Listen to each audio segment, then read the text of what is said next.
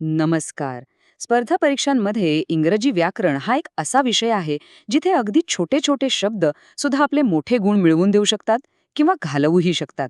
आणि त्यातल्या त्यात प्रेपोजिशन्स म्हणजे आपली शब्दयोगी अव्यय हा तर हमखास गोंधळात टाकणारा विषय. याचं मुख्य कारण काय माहितीये?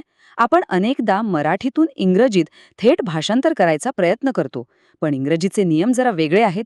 हे चिमुकले शब्द वाक्याचा अर्थ अक्षरशः पालटून टाकू शकतात आणि म्हणूनच परीक्षेमध्ये यावर हमखास प्रश्न विचारले जातात. चला तर मग आजच्या या विशेष विश्लेषणामध्ये आपण याच नियमांना एकदम सोपं करून समजून घेऊया. चला, सुरुवातच एका अशा प्रश्नाने करूया जो थेट मागच्या एका परीक्षेतून उचललेला आहे. वाक्य आहे, I shall say this on her face. आता जरा विचार करा, व्याकरणाच्या दृष्टीने हे वाक्य योग्य वाटतंय का? इथे ऑन हा शब्दयोगी अव्यय वापरणं बरोबर आहे का? काय वाटतंय? ज्यांना ज्यांना वाटलं की हे वाक्य चुकीचं आहे त्यांचं खूप खूप अभिनंदन, कारण तुमचं उत्तर अगदी बरोबर आहे. ऑन हर फेस असं म्हणणं पूर्णपणे चुकीचं आहे. योग्य वापर आहे टू हर फेस. ही एक अगदी सामान्य चूक आहे आणि परीक्षक असेच छोटे छोटे सापळे रचून आपल्याला गोंधळात टाकतात. पण आता काळजी करायचं कारण नाही, कारण आज आपण असेच सापळे कसे ओळखायचे आणि ते सफाईने कसे टाळायचे हेच तर शिकणार आहोत. तर आपण या 5 सोप्या टप्प्यांमधून प्रेपोजिशन्सवर विजय मिळवणार आहोत. यातला प्रत्येक टप्पा परीक्षेतील एक एक अडथळा दूर करेल आणि आपले गुण निश्चित करेल. चला तर मग आपल्या पहिल्या टप्प्याकडे वळूया. तर आव्हान मुळात हे आहे की हे शब्द इतके छोटे आणि इतके जास्त आहेत की नेमका कोणता शब्द कुठे वापरायचा यात हमखास गोंधळ उडतो. म्हणजे बघा ना, आपण इन द मॉर्निंग असं म्हणतो, पण ॲट नाईट असं का म्हणतो? ऑन संडे बरोबर आहे, पण मग इन ऑगस्ट का? हाच तो गोंधळ आहे जिथे परीक्षक आपल्याला पकडतात आणि याच गोंधळात आपले महत्त्वाचे गुण जातात. एकदम सोप्या भाषेत सांगायचं झालं तर प्रेपोजिशन म्हणजे आपलं शब्दयोगी अव्यय. जसं आपण मराठीत म्हणतो झाडाखाली किंवा टेबलावर, तेव्हा खाली आणि वर हे शब्दयोगी अव्यय असतात. ते शब्दांना जोडतात. इंग्रजीमध्ये हेच महत्त्वाचं काम in, on, at, for, from सारखे शब्द करतात. ते वाक्याला एक योग्य अर्थ आणि एक दिशा देतात. चला, आता आपण सगळ्यात मोठ्या आणि महत्त्वाच्या कोड्याकडे आलेलो आहोत. आय एन, ओ एन आणि ॲट ह्यांचा नेमका वापर. गंमत म्हणजे वेळ आणि ठिकाण या दोन्ही गोष्टी दाखवण्यासाठी हे तिन्ही शब्द वापरले जातात आणि म्हणूनच परीक्षेत यावर प्रश्न असतोच असतो.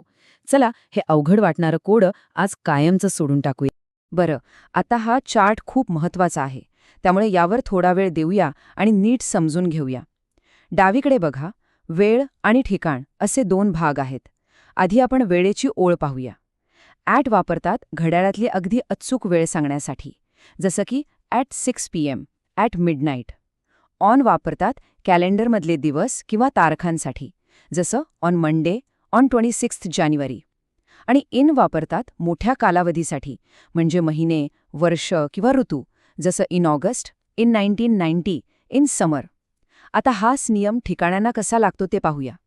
ॲट म्हणजे एक अगदी नेमका पत्ता किंवा एक विशिष्ट बिंदू, जसं ॲट द बस स्टॉप किंवा ॲट 28 लीज रोड.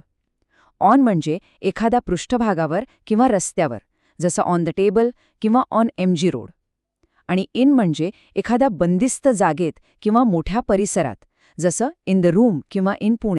चला, मागच्या स्लाइडवरचा तो चार्ट आता प्रत्यक्ष परीक्षेतील उदाहरणांमधनं तपासून पाहूया. पहिलं वाक्य बघा, at Bapunagar in Ahmedabad.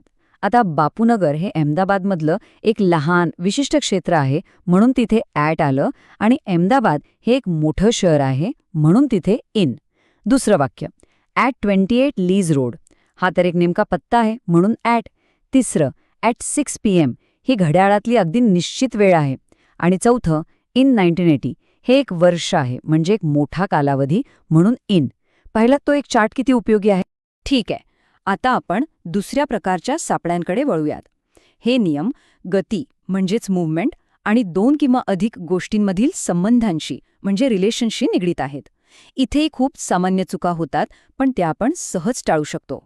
In आणि इनटू मधला फरक तर खूपच सोपा आहे. इन म्हणजे आत पण स्थिर अवस्थेत. गाडी आधीपासूनच गॅरेजमध्ये आहे. The car is in the garage. इथे कोणतीही हालचाल होत नाहीये. पण इंटू म्हणजे बाहेरून आत होणारी हालचाल किंवा एका अवस्थेतून दुसऱ्या अवस्थेत होणारा बदल. म्हणजे मुलगा बाहेरून विहिरीत उडी मारतोय, a boy jumped into the well. किंवा एका भाषेचं दुसऱ्या भाषेत रूपांतर होतंय, translated into many languages. थोडक्यात, जिथे गती किंवा बदल दिसला तिथे इंटू वापरायचं. पुढची एक सामान्य जोडी आहे बिटवीन आणि अमंग. नियम अगदी साधा आहे. बिटवीन हे 2 घटकांसाठी आणि अमंग हे 2 पेक्षा जास्त घटकांसाठी, जसं की बिटवीन यू अँड मी. पण जेव्हा 2 पेक्षा जास्त लोक असतील, म्हणजे ॲलेक, चार्ल्स आणि जेन, तेव्हा अमंग.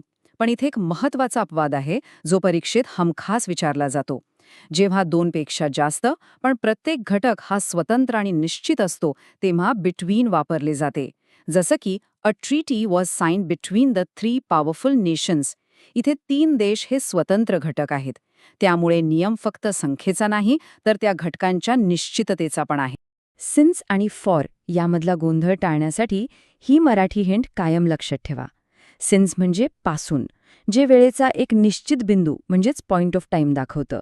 जसं की सिन्स यस्टरडे म्हणजे कालपासून, सिन्स 1980 म्हणजे 1980 पासून. तर फॉर म्हणजे एकूण कालावधी म्हणजे ड्युरेशन ऑफ टाइम. जसं की फॉर अ वीक म्हणजे एका आठवड्यासाठी, फॉर 10 इयर्स म्हणजे 10 वर्षांसाठी. फक्त स्वतःला विचारायचंय, पासून म्हणायचंय की कालावधी. उत्तर मिळालं की तुमची चूक कधीच होणार नाही. आता आपण अशा चुकांबद्दल बोलूया जिथे प्रेपोजिशनची अजिबात गरज नसते, पण आपल्या सवयीमुळे किंवा मराठी भाषांतरामुळे ते वापरले जाते. एरर स्पॉटिंग प्रश्नांमध्ये हा प्रकार खूपच जास्त विचारला जातो आणि यातच हमखास गुण जाण्याची शक्यता असते. उदाहरणार्थ, हे वाक्य बघा, he ordered for a new car. ऐकायला हे अगदी बरोबर वाटतं, नाही का? कारण आपल्या मनात येतं की आपण कारसाठी ऑर्डर दिली असं म्हणतो. पण इथेच तर परीक्षक आपल्याला अडकवतात. योग्य इंग्रजी वाक्य आहे, he ordered a new car.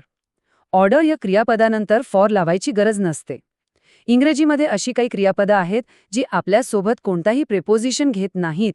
त्यांना ट्रान्झिटिव्ह वर्ब्स म्हणतात. आपली मराठीतून विचार करायची सवय इथेच आपल्याला अडचणीत आणते. ही काही खास क्रियापदं आहेत जी आपण लक्षात ठेवलीच पाहिजेत. इथे थोडं थांबूया. नेहमी लक्षात ठेवा, रिझेंबल टू कधीच नसतं, फक्त ही रिझेंबल्स हिज ब्रदर.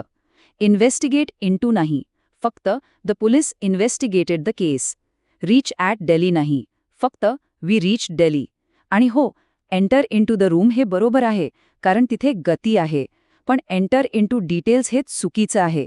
योग्य आहे एंटर डिटेल्स. या शब्दांनंतर प्रेपोजिशन वापरण्याची चूक टाळा. या स्लाइडचा एक स्क्रीनशॉट काढून ठेवा, परीक्षेच्या आधी उजळणीसाठी खूप उपयोगी पडेल. चला तर मग, आपण आतापर्यंत जे काही शिकलो ते सगळं एकत्र करून एका सोप्या आणि प्रभावी टूलकिटच्या स्वरूपात पाहूया. परीक्षेच्या अगदी शेवटच्या क्षणी उजळणी करण्यासाठी हे मुद्दे आपल्यासाठी अत्यंत उपयुक्त ठरतील. ही आहे आपल्या विजयाची गुरुकिल्ली. फक्त हे 5 नियम लक्षात ठेवा. 1. 80 ऑनियन चार्ट. 2. गतीसाठी इंटू. 3. 2 साठी बिटवीन, अनेकांसाठी अमंग. 4. महत्वाच्या जोड्या पाठ करा. आणि 5वं, अनावश्यक प्रेपोजिशन्स ओळखा. बस इतकं केलं की आपले गुण पक्के. हे वाक्य नेहमी लक्षात ठेवा. नियम नुसते पाठ करण्यापेक्षा ते कसे आणि का वापरले जातात हे समजून घेणं खूप महत्वाचं आहे. ज्या क्षणी आपण वाक्यांमधले आणि चुकांमधले हे पॅटर्न ओळखायला शिकू, त्या क्षणी आत्मविश्वास आपोआप वाढेल आणि गुणही. तर मग आता ठरवूया, आज आपण नेमक्या कोणत्या नियमाचा सराव करून परीक्षेतील आपले गुण निश्चित करणार आहोत? 80 ऑन इन चार्टचा की त्या अनावश्यक शब्दांच्या यादीचा? निवड आपली आहे, पण सराव मात्र आजच सुरू करा. परीक्षेसाठी खूप खूप शुभेच्छा.